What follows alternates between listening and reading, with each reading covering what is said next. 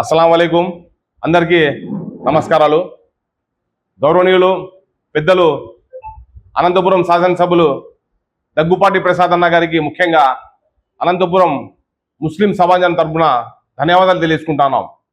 ఎందుకంటే మనకి ఏదైతే రంజాన్లో ఈద్గా నమాజ్ చదివేకి ఈద్గా ఉందో ఆ గ్రౌండ్ని శుభ్రం పరచడం జరిగింది అధికారులకు ఆదేశాలించి. చరిత్రలో లేదు, 10 రోజుల ముందే ఈద్గా మైదానం మనకి శుభ్రం చేసిన ఘనత మన దగ్గుపాటి ప్రసాద్ అన్నకే దక్కుతుంది.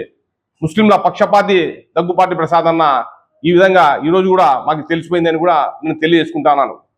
ముఖ్యంగా ఈరోజు ఈ ప్రెస్ మీట్ పెట్టిన ముఖ్య ఉద్దేశం ఏమంటే, నిన్నటి రోజున వైసీపీకి నాకు చెందిన నాయకులు కొంతమంది ప్రెస్ మీట్ పెట్టడం జరిగింది.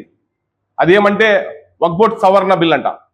వక్ఫ్ బోర్డ్ సవరణ బిల్ మీద వీళ్ళు తెలుగుదేశం పార్టీ కూటమి ప్రభుత్వం మద్దతు ఇస్తా ఉంది అని వీరు ఆరోపణలు చేయడం జరుగుతూ ఉంది.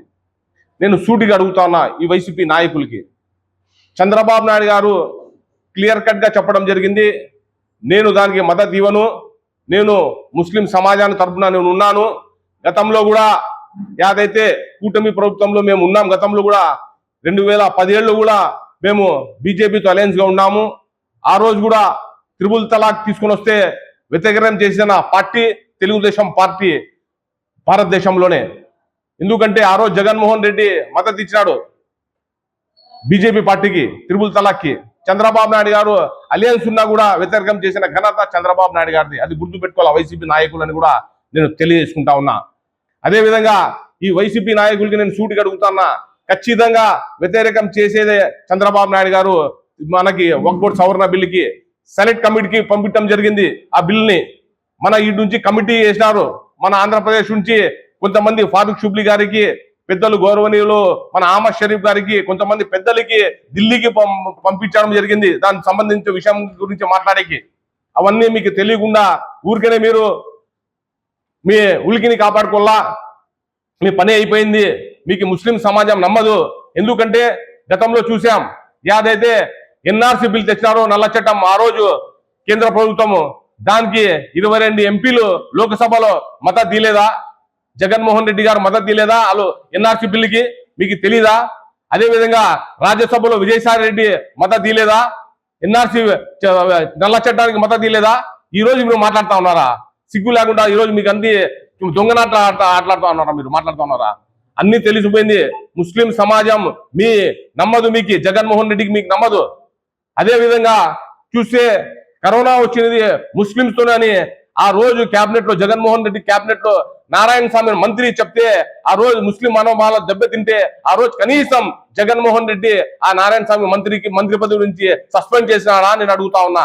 ఈ రోజు మీరు మాట్లాడుతూ ఉన్నారు ముస్లిం పక్షాన అని. మీకు చంద్రబాబు నాయుడు గారు ఇప్పుడే కాదు, గతంలో ఎన్టీఆర్ గారు పార్టీ పెట్టినప్పటి నుంచి మాకి ముస్లింలకి అండగా ఉన్న పార్టీ, ఒక లఘుక పార్టీ యాదుందంటే తెలుగుదేశం పార్టీ అని చెప్పక తప్పదు. ఈ రోజు మీరు చంద్రబాబు నాయుడు గురించి మాట్లాడే స్థాయి జగన్మోహన్ రెడ్డికి లేదు, మీకు అస్సలు లేదని కూడా నేను సందర్భంగానే నేను తెలియజేసుకుంటా ఉన్నా. అదేవిధంగా ఎన్నో సంక్షేమ పథకాలు జగన్మోహన్ రెడ్డి గారు ఆ రోజు తుంగలో తొక్కడం జరిగింది. చంద్రబాబు నాయుడు ఇచ్చిన పథకాలని ఆ రోజు తుంగలో తొక్కడం జరిగింది. విదేశీ విద్య, ఈ రోజు మనకి హజ్ యాత్రకి పోయి కూడా ₹1,00,000 సబ్సిడీ ఇచ్చిన ఘనత నారా చంద్రబాబు నాయుడు గారిది. ఈ రోజు 1000 కోట్లు ఈ రోజు బడ్జెట్ ఇస్తున్నారు చంద్రబాబు నాయుడు గారు. ఒక్కటంటే ₹1 మీ హయాంలో ప్రత్యేకంగా మైనార్టీకి బడ్జెట్ ఇచ్చారా జగన్మోహన్ రెడ్డి? అడుగుతా ఉన్నా మీకు సూటిగా. మసీదులకి మరమ్మతులకి డబ్బులు ఇచ్చారా నేను అడుగుతా ఉన్నా సూటిగా. ₹1 మసీదుల కోసం రంజాన్ మాసంలో మరమ్మతులకి డబ్బులు ఇచ్చారా? మీరు ఆ రోజు బుక్కులు పట్టుకొని తిరిగినారు, హర్ దిల్ మే జగను, హర్ సిర్ మే జగను అని.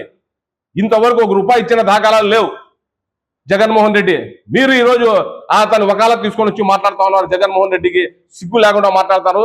మీ పని అయిపోయింది, జగన్మోహన్ రెడ్డి పని అయిపోయింది. ఎందుకంటే ఆ దొంగారెడ్డికి మనకి 11 సీట్లకి పంగనామాలు పెట్టారు ప్రజలు. ఇప్పుడు మీ పార్టీ చరిత్రలో లేదు. మీ తల్లి కాంగ్రెస్ కన్నా ఉంది కానీ ఈ పిల్ల కాంగ్రెస్ కి పుట్టగతులు లేకుండా చేశారు మన తెలుగుదేశం పార్టీ, మన ఆంధ్రప్రదేశ్ ప్రజలని కూడా నేను హెచ్చరిస్తా ఉన్నా.